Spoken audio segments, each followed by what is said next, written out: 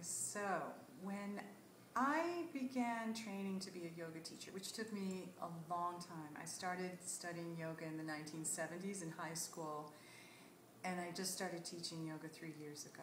So that's a span of 30-some years before I stepped on a teacher's mat. But when I started to study to become a teacher, I wasn't necessarily planning on teaching yoga. I was doing it to deepen my own practice.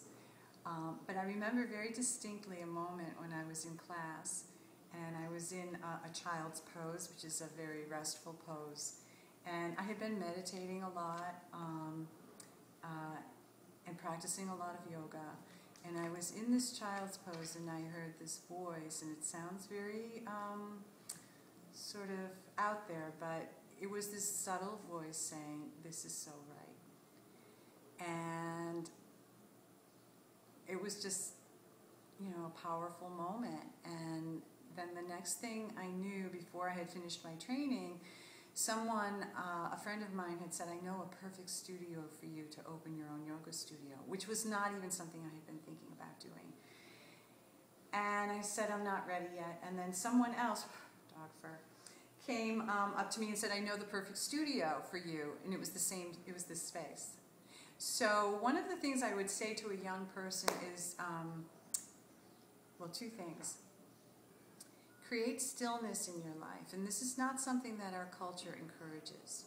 So whether it's sitting in a cross-legged position and meditating, or practicing yoga, or being out in nature and staring up at the sky, whatever does it for you to create peacefulness in your life, I encourage that, because that is the only way you'll be able to hear the subtle, quiet sound of your soul speaking to you. And that is how you'll hear what it is you're really meant to do. So that, and also to be aware of when doors open. It will happen throughout your life, and there will be times where you will choose to walk through the door or not. But to be aware when a door is opening, and to make a conscious decision. For instance, when the studio kept coming into my lap, even though I wasn't thinking about opening my own studio, I wasn't really planning to teach yoga, it just kept feeling like the universe was opening up an opportunity to me. And I found the courage to step through the door. Another thing about owning your own business is I obviously read a lot about Hinduism and Buddhism as part of my job as a yoga teacher. And one of the guiding principles that has helped me in being a business owner is the concept of equanimity and trying to maintain a steadiness. So when I first opened my studio, there were many times when I came in here and I lit the incense and I lit the candles and I had my class prepared and I sat and no one came. And that can be really hard, but it's a reality for anyone starting a business.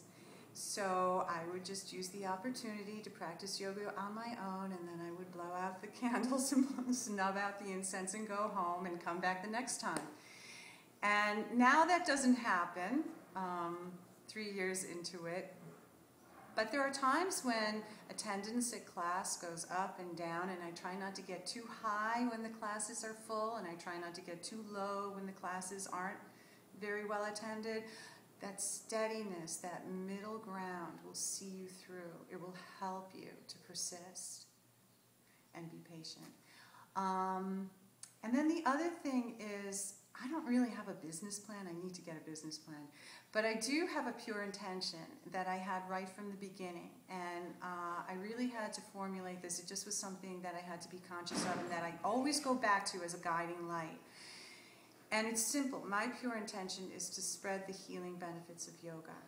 So whenever there's a question about, do I want to do this for my business, or do I want to do that for my business, it always comes back to that simple, pure intention, which in saying pure means selfless. So the universe will get behind you and support you more if your intention is selfless. So mine is to spread the healing benefits of yoga, and it's always served me well. I go back to that as my guiding light.